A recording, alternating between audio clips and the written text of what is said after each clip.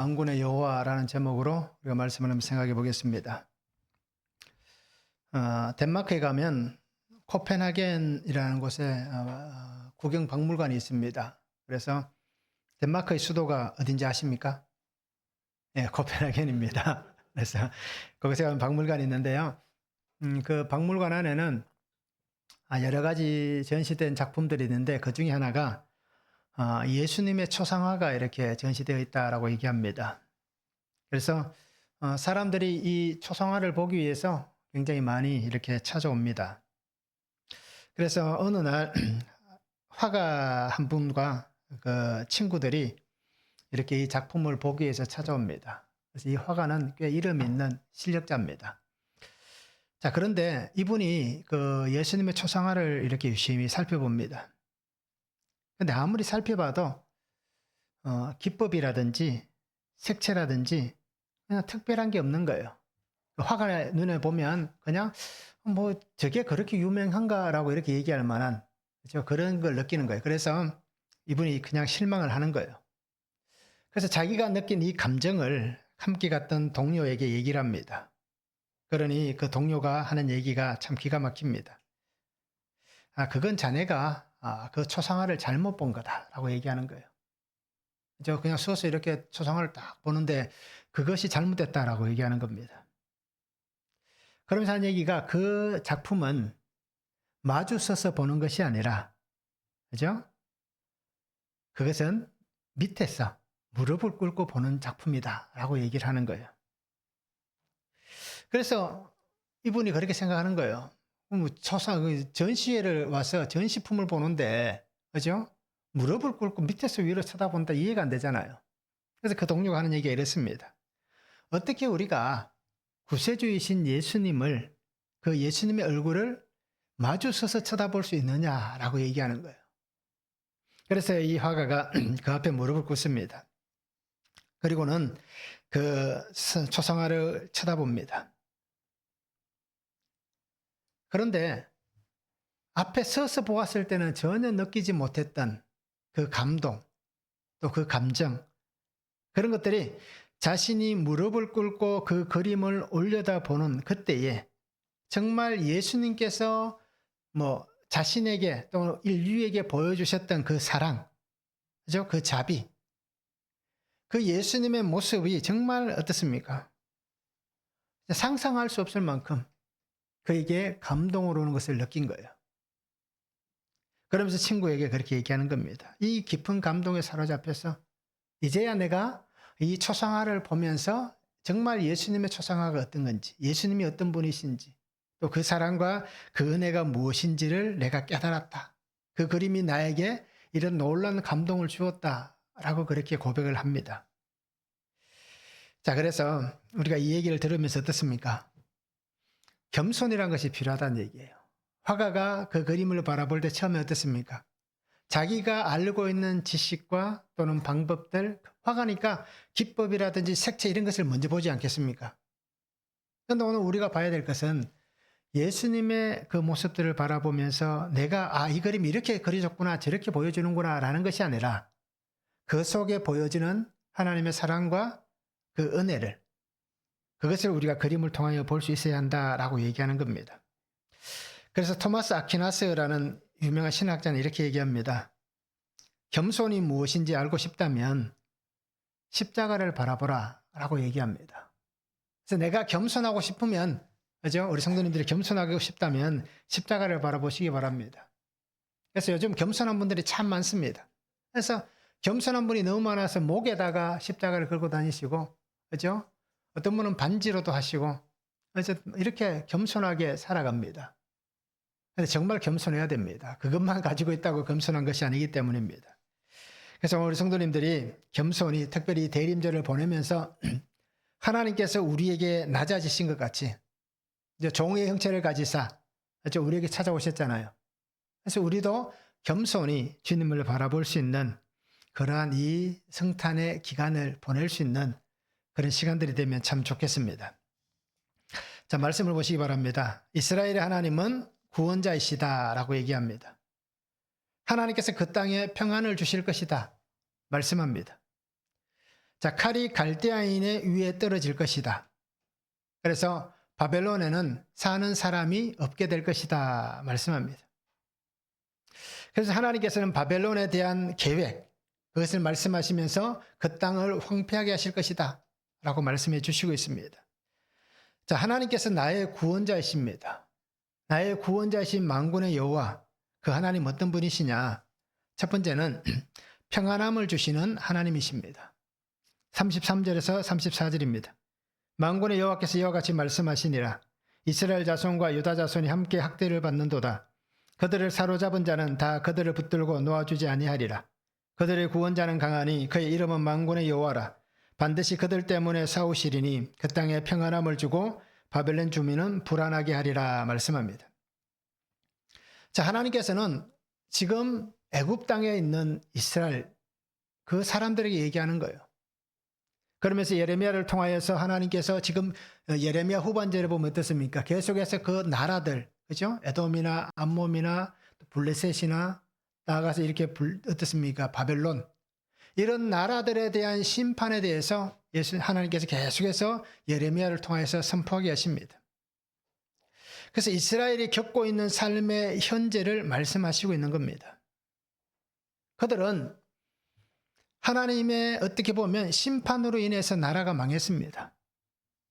그래서 징계를 받고 그렇게 하나님께서 그들에게 원하시는 대로 그곳에 남아서 하나님의 이루어 가실 일들을 보아야 되는데 어떻게 했습니까? 우리가 살겠다고 애굽으로 도망을 왔습니다. 자, 이렇듯 하나님의 심판, 징계는 어떻게 보면 하나님께서 허락하셔야만, 하나님께서 그들에게 너희가 이것을 당해야 된다 라고 하시는 하나님의 인정이 있어야만 그들에게 멸망과 포로가 다가오는 겁니다. 그래 하나님께서 그들에게 어떻습니까? 이 징계를 인정하신 겁니다. 그런데 백성들은 어떻게 합니까? 도망을 온 거예요. 자, 거기에서 더 나아가서 오늘 하나님은 바벨론에 대해서 말씀하잖아요. 하나님께서는 하나님의 백성들을 바벨론을 통하여서 징계를 하셨고 또 이 바벨론을 통하여서 하나님께서 그들을 앞으로 살아갈 길과 또 그들에게 어떻게 행하실지를 말씀해 주셨는데 오늘 바벨론은 어떻게 합니까? 하나님이 사용하시는 도구였다가 우리가 지금까지 어떤 큐티를 해봐서 아시겠지만 처음에는 하나님이 사용하시는 도구였습니다. 그런데 시간이 흘러가면서 이들이 어떻게 됩니까? 하나님의 말씀을 거역하는 거예요. 하나님의 말씀을 듣지 않는 거예요. 왜요? 자신들이 섬기는 신이 있으니까 굳이 하나님이 자신들의 신이 되지 않은 겁니다. 그러니 그들은 하나님이 사용하시는 방법을 따라서 그렇게 쓰임을 받아야 되는데 지금 바벨론은 어떻게 한다라고 얘기하면 앞으로 시간이 가면 그들은 그 백성들을 억압할 것이다. 그들을 놓아주지 않을 것이다 라고 오늘 말씀을 하고 있는 겁니다. 붙들고 놓아주지 않을 것이다 라고 얘기합니다. 그래서 하나님께서 어떻게 보면 계획을 세우셨는데 이 계획이 하나님이 원하시는 방향으로 흘러가지 않을 수도 있는, 그냥 두면 하나님의 원하시는 방향으로 그렇게 되어지지 않을 수도 있는 겁니다. 그래서 하나님께서는 어떻게 한다 말씀합니까? 내가 이 바벨론에 대해서 이렇게 하시겠다라고 말씀하시는 거예요. 자, 그 전에 먼저 오늘 하나님은 그들이 이스라엘 백성들을 억압하고 그들을 놓아주지 않는다 하더라도 내가 그들의 하나님이다 라고 말씀하시는 거예요. 나는 너희의 구원자이다. 그들의 구원자는 강하다 라고 말씀하고 있습니다. 오늘날과 우리가 생각하는 것이 이때 사람들과의 생각은 조금 차이가 있습니다. 우리는 오늘날 전쟁을 하면, 나라 간의 전쟁을 하면 어떻게 보면 어떻습니까? 정치적인 전쟁일 수도 있고 경제적인 전쟁일 수도 있잖아요. 그런데 이때 당시에 모든 전쟁은 종교 전쟁입니다. 그래서 내가 저 나라와 싸워서 이기면 내가 이긴 게 아니라 누가 이긴 겁니까? 우리 신이 이겼다는 겁니다. 그래서 우리가 알듯이 이 바벨론에 보면 1년에 한 번씩 어떤 축제가 있는 거예요. 그러면 바벨론이 그 지역에 수많은 나라를 점령했잖아요. 그래서 어떻게 합니까? 그 축제 행사 때 바벨론의 신이 앞서가고 자기들이 점령한 나라의 신들이 그 뒤에 따라갑니다. 그런 축제에 행렬을 하는 거예요. 프레이드를 합니다. 왜요? 우리 신이 이만큼 위대하고 강하다. 우리가 이 세상을 정복했다라는 거예요. 자, 그러니 이들의 생각이 어떻습니까? 우리가 더 강하니까 우리가 잡고 놓아주지 않아도 된다는 겁니다. 억압해도 상관없다는 겁니다. 그런데 하나님께서 하시는 말씀은 뭡니까? 너희들의 생각과 다르다. 그들의 구원자는 강하신 분이다. 그죠? 하나님께서 이런 일을 하시지 않았다면 바벨론 너희가 이렇게 하나님의 도구로 쓰임받지 못했을 것이다. 라고 그렇게 말씀하시는 겁니다. 그래서 만군의 여호와께서는 내가 백성들을 위해서 싸우겠다. 바벨론 너희가 나의 계획대로 그렇게 움직여주지 않는다면 내가 너희와 싸워서 이들을 구원하는 길로 인도하겠다. 왜요? 하나님이 약속하신 그 때가 있잖아요. 그래서 하나님은 백성들의 삶의 자리에 평안함을 주시는 분이시다라고 말씀합니다. 하나님의 백성들에게는 평안함을 주시지만 오늘 그의 하나님의 대적이 될 바벨론은 어떻습니까? 그 주민에게는 불안함이 있을 것이다. 왜요? 그들에게도 심판이 임할 것이기 때문에. 이렇듯 하나님의 약속의 말씀은 변하지 않습니다. 하나님은 분명히 그 시간과 그 때에 하나님의 방법을 통하여서 이루어 가십니다. 그래서 누구라도 하나님께서 하시는 일을 거스를 수가 없는 것입니다. 오늘 하나님께서 우리에게 똑같이 말씀합니다. 나는 너의 하나님이다. 나는 너의 구원자이다. 라고 말씀합니다. 예레미야 31장 1절에 보면 여호와의 말씀이니라. 그때 내가 이스라엘 모든 종족의 하나님이 되고 그들은 내 백성이 되리라. 하나님께서 내가 그들의 하나님이 되고 그들은 내 백성이 되리라 말씀하신 것 같이 오늘 나도 하나님의 백성이고 하나님께서 나의 하나님이 되시는 겁니다. 나의 구원자가 되시는 겁니다. 그리고 오늘 우리의 삶에는 어떻습니까? 이 은혜 안에서 기쁨과 감사가 있는 그런 삶을 우리가 살아가야 되는 겁니다.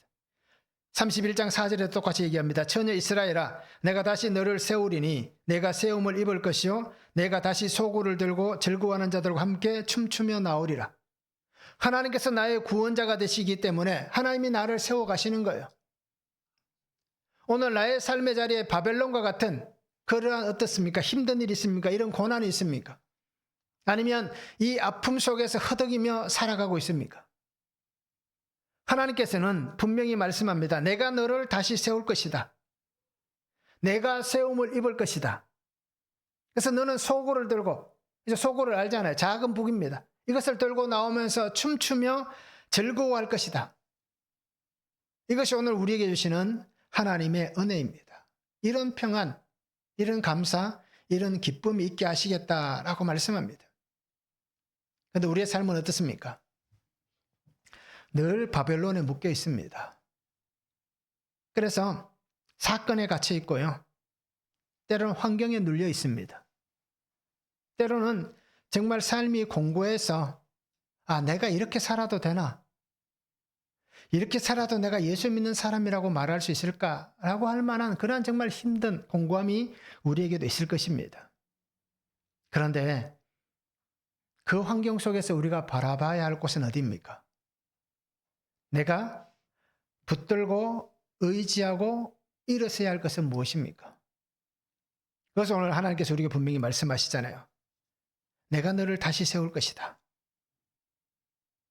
내가 즐거워하는 자들과 함께 춤추며 나올 것이다. 그리고 오늘 우리 성도님들이 이 은혜 안에 살아갈 수 있기를 원합니다. 힘들고 어려운 일들은 우리에게 늘 있습니다. 우리가 살아있는 동안, 우리가 육체를 가지고 살아가는 동안은 힘들고 어려운 일들은 끊어지지 않고 끊임없이 우리에게 찾아올 겁니다. 그럼에도 우리가 감사할 수 있는 건 뭡니까?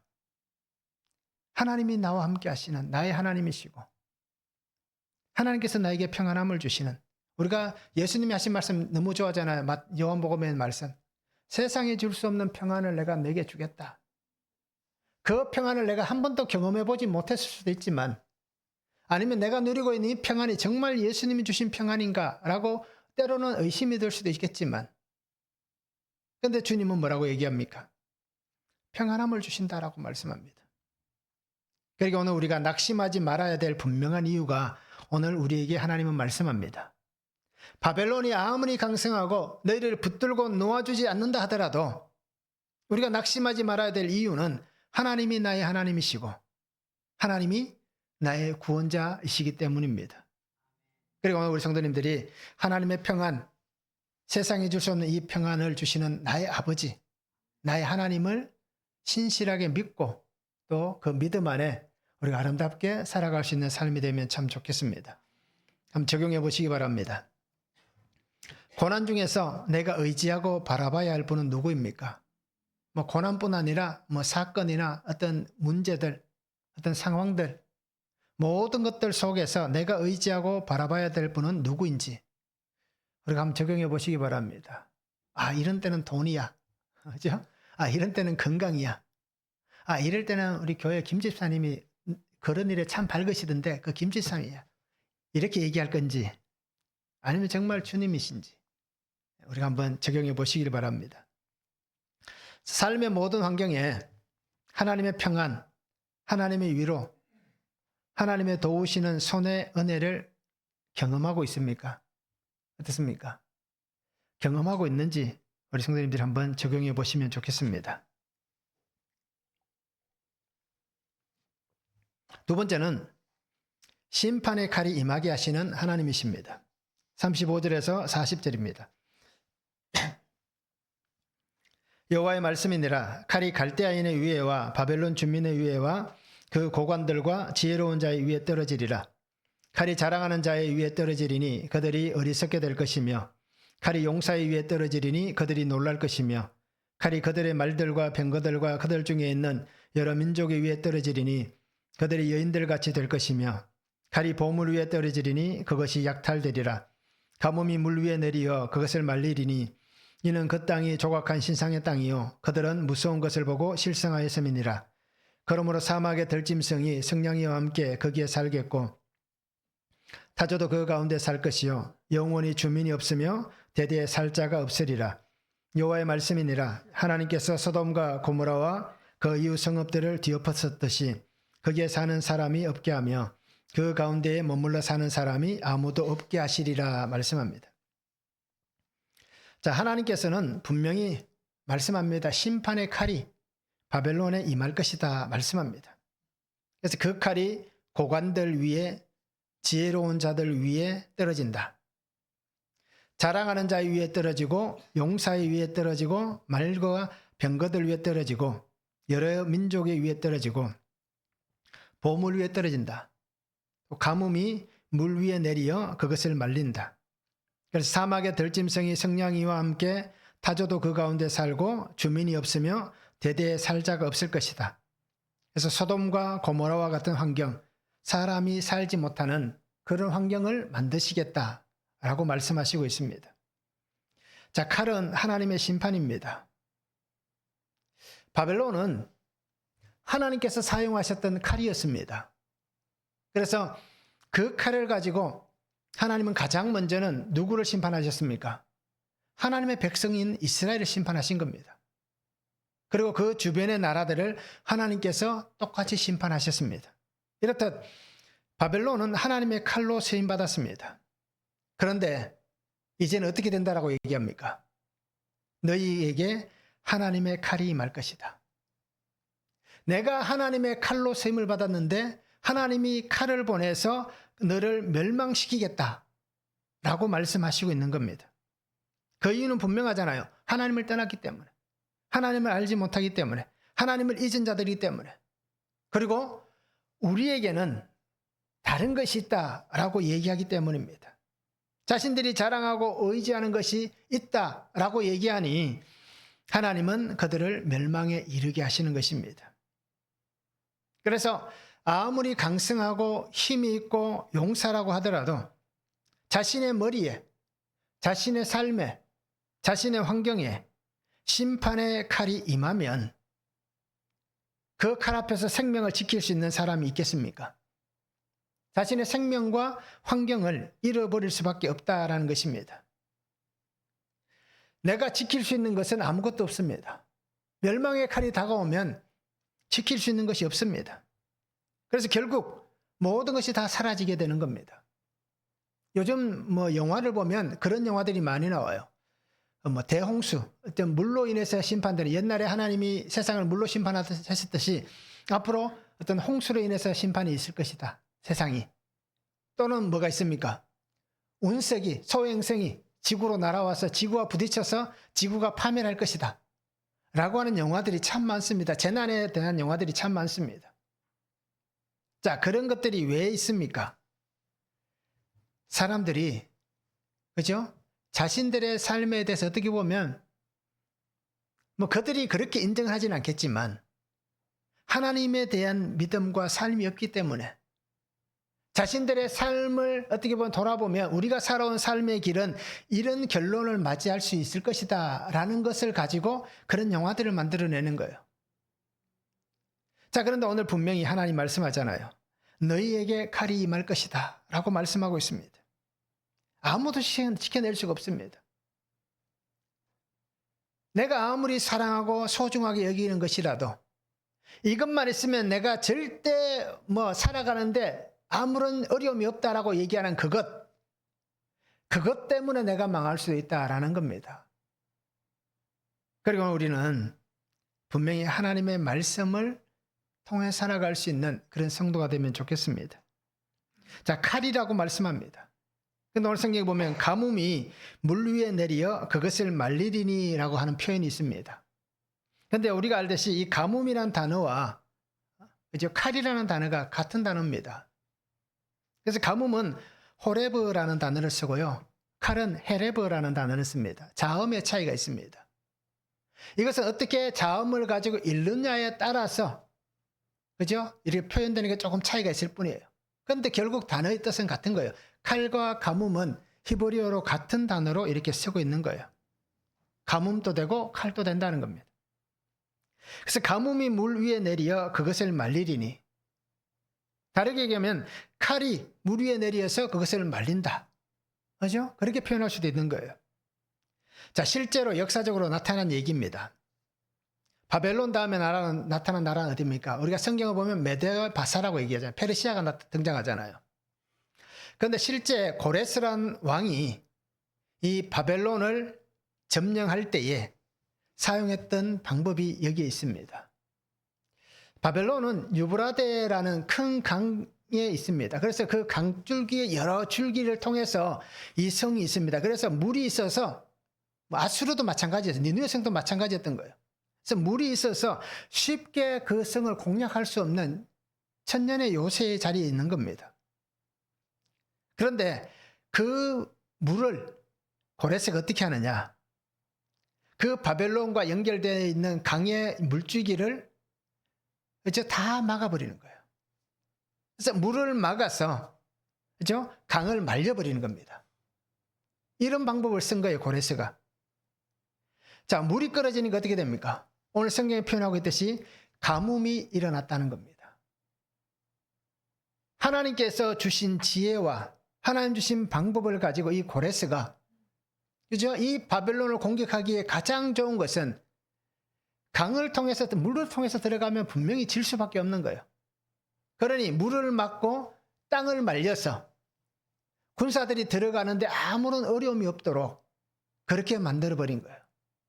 그래서 결국 이 바벨론은 이 고레스에 의해서 무너지게 되는 겁니다.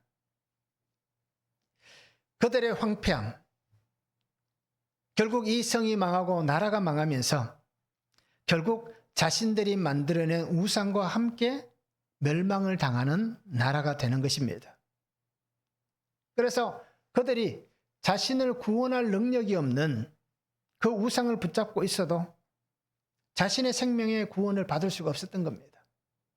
그래서 하나님이 말씀하셨잖아요. 나는 너희의 구원자다. 그들의 구원자는 강하다. 하신 말씀 분명히 여기에 나타나는 겁니다. 시편 115편 4절에 보면 그들의 우상들은 은과 금이요 사람이 손으로 만든 것이라 라고 얘기합니다. 그러니까 사람이 손으로 만들어 놓고 그것을 가지고 이렇다 저렇다 얘기하니까 되는 겁니까? 안 되잖아요. 다니엘서에 보면 어떻습니까? 느부갓네살 시대에 거대한 우상을 만들잖아요. 이제 요즘으로 얘기하면 아파트 한 10층 높이만큼 우상을 만드는 거예요. 그리고는 그것을 세계에 보여주는 겁니다. 실제로 이 시대는 그렇습니다. 자신들의 우상을 그렇게 거대하게 만든 거예요. 그래서 정말 포악하게 만드는 겁니다. 사람들이 다 두려워할 수 있도록. 그런데 그 신이 자신들에게 할 수 있는 것은 아무것도 없었습니다. 왜요? 하나님의 심판의 칼이 임하였기 때문입니다. 오늘 하나님의 심판의 칼이 내게 임하면 어떻게 될까요? 우리가 이것을 깊이 있게 한번 고민해 보시기 바랍니다. 하나님은 사랑의 하나님이시고, 그죠? 평안을 주시는 분이시고, 하나님 정말 우리에게 좋은 분이시다 라고 하는 것을 우리는 참 잘 인정을 하고 그것은 참 잘 믿습니다. 그런데 성경에 보면 많은 부분들이 뭡니까? 하나님의 진노에 대해서 얘기합니다. 하나님의 심판에 대해서 얘기합니다. 결국 하나님은 사랑의 분이시지만 그러나 하나님은 진노하시는 분입니다. 결국 이 얘기는 어떤 얘기입니까? 내가 믿고 의지하는 주님 외에 내가 다른 것에 마음이 있거나 다른 삶을 살아간다면 이 하나님의 심판의 칼은 오늘 내게 임한다는 겁니다. 내가 이 칼을 맞으면 나는 구원의 은혜를 입지 못하는 거예요. 왜요? 예수를 믿지 않았다는 얘기입니다. 그러니까 하나님께서는 어떻게 보면 때로는 채찍으로 채찍하신다고 말씀하시잖아요. 그런데 왜 채찍을 댑니까? 칼과 채찍은 다른 거예요. 채찍은 맞으면 아프고 힘들지만 그러나 그것은 어떻습니까? 돌아올 수 있는 기회가 있잖아요. 근데 칼은 어떻습니까? 한번 그냥 맞으면 죽는 거예요. 끝나는 거예요. 운이 좋아서 정말 심장 옆으로 5cm 비켜 맞아서 찔려서 정말 운 좋게 살았습니다 라고 하는 것은 영화에나 있는 것이지, 그렇죠? 죽이려고 찌르는 사람이, 모르는 사람이 찌르면, 그렇죠? 그럴 수 있지만 죽이려고 찌르는 사람은 어떻습니까? 그냥 정확하게 찔러버리는 거예요. 그러니 오늘 우리가 분명히 보시기 바랍니다. 내가 믿고 의지하는 나의 주님 외에 다른 것을 따라간다면 결국 우리에게 심판의 칼이 임할 수밖에 없습니다. 그런데 하나님은 어떻게 하십니까? 사랑이 하나님이시니까 칼을 단반에 들어서 탁 치는 게 아니라 회초리를 드시기도 하고, 그죠? 채찍을 드시기도 하시는 거예요. 때로는 풍랑을 일으키시기도 하고. 그래서 정신 차리고 돌아오게 만드는 거예요. 그래도 안 되면 마지막에 칼이 오는 겁니다. 그래서 오늘 우리가 사라질 것에 마음과 삶을 빼앗기지 마시기 바랍니다. 그죠? 손으로 만든 것, 세상 살아가는데, 그죠? 고난이 축복이다라고 얘기하지만 그게 인정이 안 되잖아요. 고난이 축복이 어떻게 인정이 됩니까? 인정이 안 되잖아요. 그런데 고난이 축복이라는 것이 인정이 될 때가 분명히 올 거예요. 그러기 오늘 성도님들이 예수님만 바라볼 수 있기를 원하고 주님과 함께 살아가는 삶이 되면 좋겠습니다. 주님은 우리에게 분명히 얘기합니다. 사랑하는 나에게 나를 사랑하시기 때문에 분명히 이렇게 얘기합니다. 마태복음 25장 13절에 깨어 있으라. 너희는 그날과 그때를 알지 못하느니라. 그렇죠? 우리가 알지 못하니 나의 개인의 종말도 있고 전체의 종말도 있는 겁니다. 그러니 한순간에 사람이 죽는 것에 대해서는 우리가 이렇다 저렇다 할 얘기가 없는 거예요. 오늘 만나서 함께 즐거워하고 식사하고 차 마시고 즐거워했다 하는 그 친구가 돌아서서 그 다음날 부고장이 올 수도 있는 거예요. 이건 누구도 할 수 없는 거잖아요. 그러니 나를 사랑하시는 나의 주님께서 나에게 말씀합니다. 멸망당하지 않으려면 깨어있으라 라고 분명히 말씀해 주시겠습니다. 그래서 우리가 날마다 말씀 안에서 하나님의 이루어 가신 일들을 바라보시고 말씀으로만 살아가고 말씀만 나의 삶의 기준이 되는 그러한 성도가 되면 좋겠습니다. 한번 적용해 보시기 바랍니다. 나를 구원하시기 위해서 임하게 하신 하나님의 칼과 가뭄의 사건은 무엇이 있습니까? 칼까지는 아니더라도, 그죠? 가뭄까지는 아니더라도 하나님의 쇠처리 같은, 아니면 채찍 같은, 아니면 풍랑 같은 그런 하나님의 사건은 무엇이 있는지, 나를 구원하시기 위해서 어떤 사건을 주셨는지 한번 적용해 보시길 바랍니다. 내가 의지하고 자랑하는 것은 무엇입니까? 내가 의지하고 자랑하는 것은 무엇입니까? 이것만 있으면 나는 된다. 이렇게만 하면 나는 아무 문제 없다. 라고 하는 것들은 무엇이 있습니까? 그것이 정말 예수님이십니까? 아니면 다른 것입니까? 한번 적용해 보시기 바랍니다. 세 번째는 더 강한 것을 사용하시는 하나님이십니다. 41절에서 46절입니다. 보라, 한 민족이 북쪽에서 나오고 큰 나라와 여러 왕이 충동을 받아 땅끝에서 일어나리니 그들은 활과 투창을 가진 자라. 자네나여 불쌍히 여기지 아니하며 그들의 목소리는 바다가 설레임 같도다. 딸 바벨로나, 그들이 말을 타고 무사같이 각기 내 앞에서 대열을 갖추었도다. 바벨론의 왕이 그 소문을 듣고 손이 약하여지며 고통에 사로잡혀 해산한 여인처럼 진통하는도다. 보라, 사자가 요단의 깊은 숲에서 나타나듯이 그가 와서 견고한 처소를 칠 것이라. 내가 즉시 그들을 거기에서 쫓아내고 택한 자를 내가 그 자리에 세우리니 나와 같은 자 누구며 출두하라고 나에게 명령할 자가 누구며 내 앞에 설 목자가 누구냐. 그런즉 바벨론에 대한 여호와의 계획과 갈대아 사람의 땅에 대하여 품은 여호와의 생각을 들으라. 양떼 어린 것들을 그들이 반드시 끌어가고 그들의 초장을 황폐하게 하리니 바벨론이 약탈당하는 소리에 땅이 진동하며 그 부르짖음이 나라들 가운데에 들리리라 말씀합니다. 자, 하나님께서 사용하시는 북방에 한 민족이 있다라고 얘기합니다. 자, 이 말씀이 똑같은 말씀이 예레미야 6장에도 나옵니다.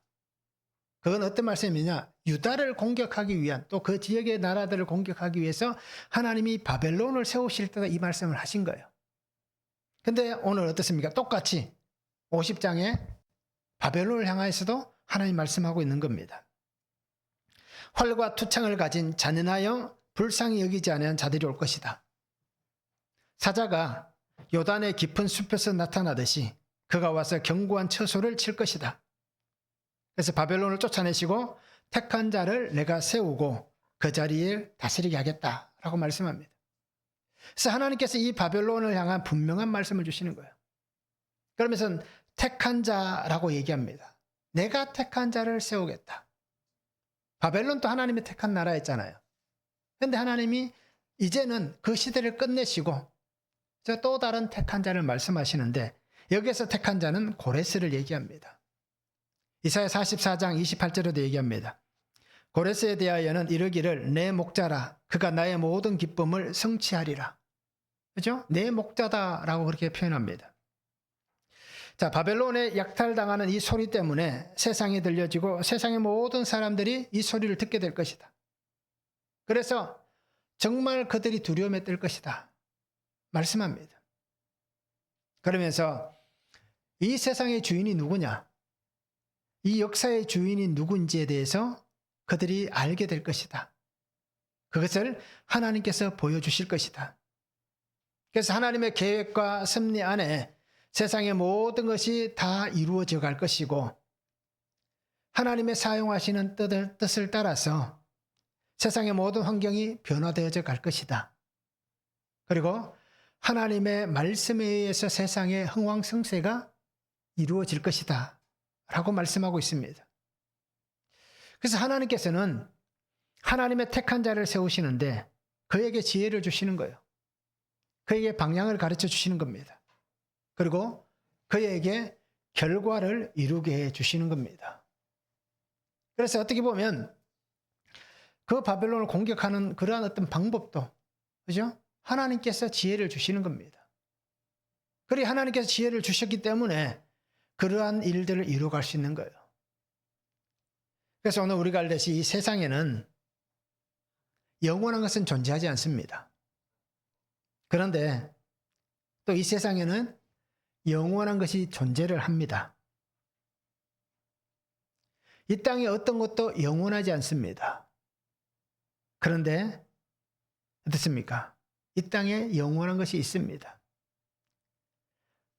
누군가의 권세도, 강성한 어떤 나라도, 느부갓네살 같은 이런 힘 있는 사람도 어떤 것도 영원하지 않는 분명한 한계가 존재합니다.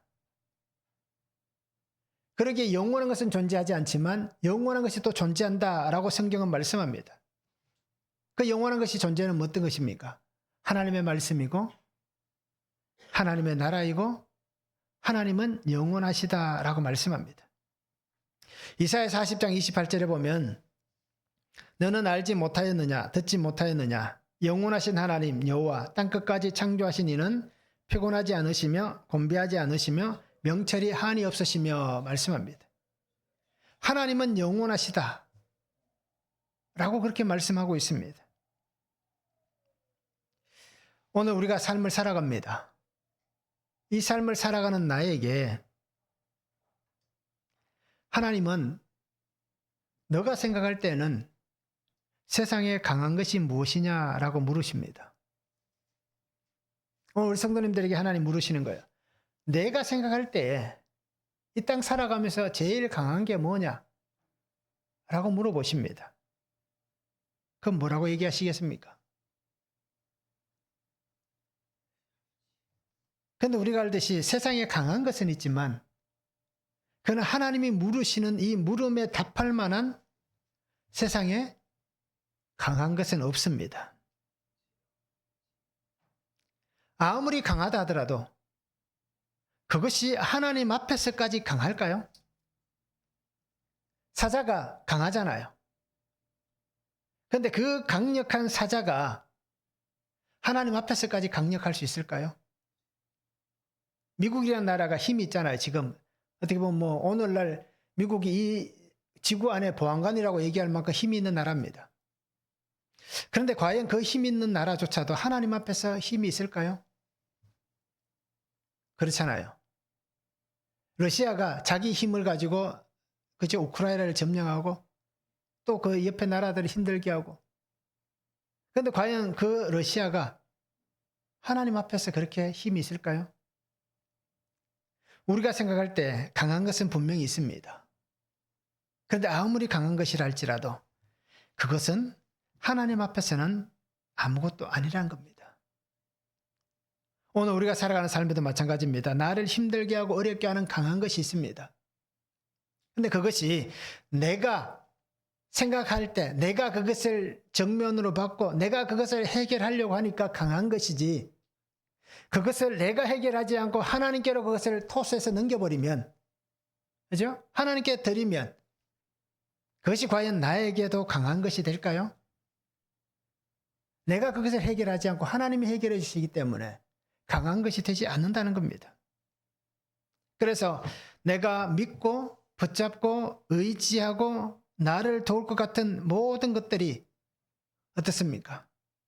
한순간의 허상일 뿐입니다. 아침에 안개와 같은 겁니다. 운전하신 분들은 알잖아요. 새벽에 요즘 이제 한창 그럴 때잖아요. 새벽에 운전하면 어떻습니까? 짙은 안개가 가려져 있습니다. 그래서 앞에 단 1m도 안 보일 만큼 짙은 안개가 있을 때도 있어요. 그럼 운전하면 굉장히 난처하잖아요. 그런데 그 안개가 하루 종일 그래 있습니까? 해가 뜨기 시작하면 그 안개는 순식간에 사라져 버립니다.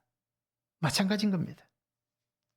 내가 그렇게 붙잡고 있는 것도 그냥 한순간에 허상에 불과한 것입니다. 그러기 오늘 우리가 붙잡아야 될 강성함은 뭐냐? 바로 예수 그리스도이십니다. 나의 주님, 그죠? 나의 주님, 예수님밖에 없습니다.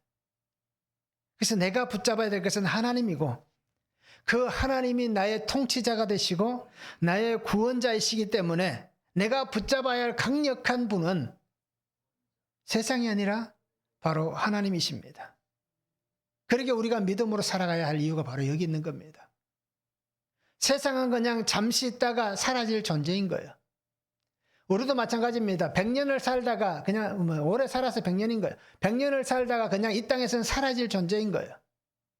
그럼 이 짧은 100년이라는 시간 때문에 우리가 영원한 시간을 죽음과 죄 가운데 빠져서 신음하고 고통할 것인지, 이 100년이란 짧은 시간을 정말 나의 통치자이시고 나의 구원자이신 하나님 안에 살아서 이 땅에서 힘들고 어렵게 이 100년을 살아도 영원한 하나님의 은혜 안에 평안한 가운데 그 나라에서 기쁨과 감사함으로 살아갈 것인지, 오늘 내가 그 길을 선택할 수는 없지만 그러나 우리가 그 길을 선택할 수는 있는 거예요.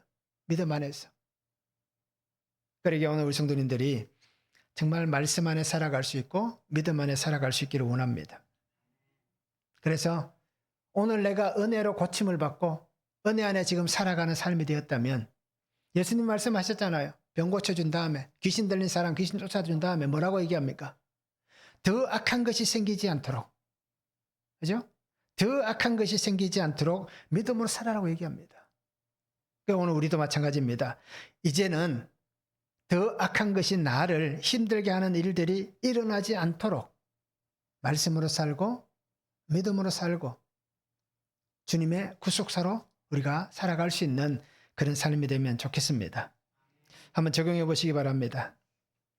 하나님의 뜻대로 결정하지 못하게 하는 나의 바벨론은 무엇입니까? 이제 말씀대로 살지 못하게 하고 말씀대로 결정하지 못하게 하는 나의 바벨론, 이것은 세상의 가치는 무엇이 있는지 한번 적용해 보시기 바랍니다. 나에게 영원한 것은 무엇입니까? 지금 내가 영원하다고 믿고 있는 것은 무엇입니까? 한번 적용해 보시기 바랍니다. 정말 하나님인지 아니면 앞에서 말씀드렸던 다 사라질 것, 그것이 내게 영원한지 우리가 한번 적용해 보시면 좋겠습니다. 나를 죄와 사망에서 건지실 분은 나의 주님이십니다. 그러기에 우리가 주님만 바라보시기 바랍니다. 그래서 나를 구원하시는 나의 주님, 주님과 함께 주님이 주신 이 구속사의 삶을, 구속의 삶을 그래서 십자가만 길로 놓고 우리가 살아갈 수 있기를 원합니다. 그래서 우리의 삶도 우리의 믿음도 빼앗기지 않기를 바랍니다. 그래서 어떤 고난 속에서도 어떤 풍랑 속에서도 우리가 오직 주님만 의지하고 주님만 붙잡고 살아갈 수 있기를 주님의 이름으로 축원합니다. 사랑의 아버지 하나님, 오늘 우리에게 주신 말씀을 바라보고 주의 은혜 가운데 거하기를 원합니다. 주님께서 주시는 그 말씀 안에서 우리가 살아갈 길을 알게 하시고 살아갈 길을 깨닫게 하시고 또 하나님께서 내게 말씀하시는 그 은혜 안에서 나의 구원자이시고 나의 하나님이신 나의 주님 예수 그리스도, 나의 아버지 하나님만 바라보고 믿고 온전히 붙잡고 살아갈 수 있는 삶이 되게 하여 주시옵소서. 다른 것에 마음 빼앗기지 않고 다른 것에 눈 돌리지 않고 오직 주님께만 우리의 모든 것을 드리고 주님의 선하신 손길 안에서 나를 붙잡으신 그 손 안에 살아가는 삶이 되도록 날마다 도와주시고 우리 안에 말씀하여 주시고 우리의 삶의 길을 인도하여 주시옵소서. 항상 주님 안에서 나의 구원자이신 나의 주님만 믿고 주님과 함께 말씀으로 살아가는 삶이 되도록 아버지 하나님 축복하여 주시옵소서. 감사를 드리며 예수 그리스도 이름으로 기도하옵나이다. 아멘.